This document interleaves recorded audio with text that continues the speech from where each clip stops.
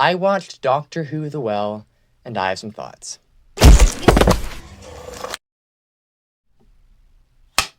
Hey guys, welcome to my video. We are finally at episode 3 of Doctor Who Season 15, The Well. Let's get into it. We start off with the Doctor and Melinda talking about her family, and they have a little heart-to-heart. Aw, that's cute. They end up in the middle of an expedition, and down they go. Roll credits. The Doctor does his little psychic paper shtick, and the leader Shia explains that they can't go back to the TARDIS because of the galvanic radiation. But the Doctor says that a planet with galvanic radiation would be inhabitable, meaning there isn't anybody there. So why are they there? They investigate the facility, and everybody is dead, with all their bones broken. Even all the mirrors are for some reason shattered. One of the explorers, named Mo, scans and finds a heartbeat. They find this woman named Alice. She seems to be the only one left. Hey, what was that look about? The Doctor and Shia go off to investigate and find a well. They then find a recording of the people that died. One of the people in the recording says that they don't know what it is. What does it mean? Belinda talks to the others, and for some reason they have no idea what Earth is, or even what humans are. Then they keep seeking something behind Alice. Only for a second though. Then Shia tells the Doctor that the planet was once Diamond, but then it was mined down. What is this planet called? 6767. The old name. 400,000 years ago, what was the planet called? It was called Midnight. I've been here before. Oh crap. Even for the people like myself who had already heard the leaks, it was still shocking to hear it said.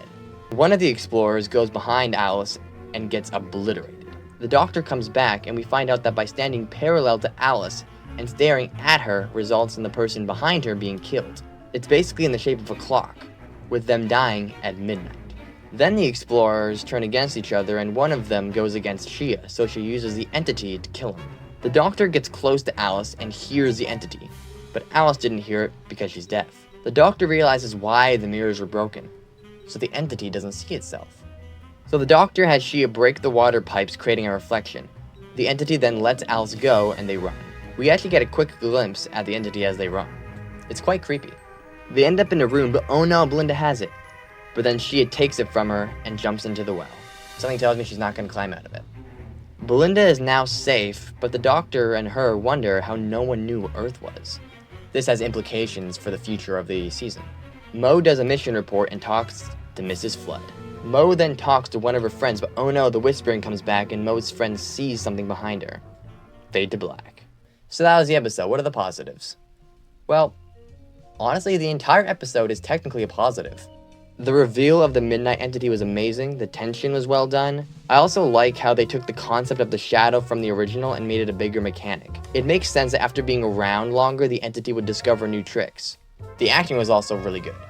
I thought by this little look that Alice gave they were going to do something with it, but apparently not. Unless it's just there to cast doubt. It might just be the entity's new way of possessing people, like maybe she's going to become a new species or something. I could be completely wrong though. Now what are the negatives? There's actually only one, though it is a big one. It's too short.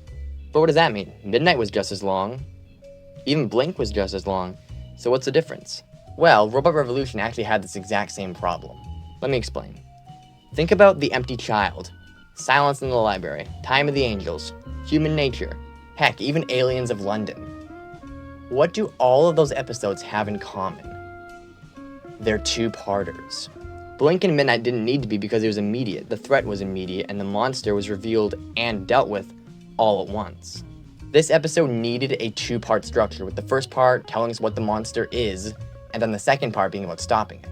Remember, Time of the Angels is a sequel to Blink, but it's a two-parter, because it reintroduces the monster and sets up its new mechanics, and then ends with a big cliffhanger. Then the next part is all about stopping it. This is what a sequel to Midnight needed, in my opinion. And if they made it a two-parter, they could also perhaps explore other mechanics of the creature. Maybe have some chase sequences, do more with it. Again, with a whole other episode, you can spend so much more time devoted to different things. This is what the Robot Revolution also needed. Time.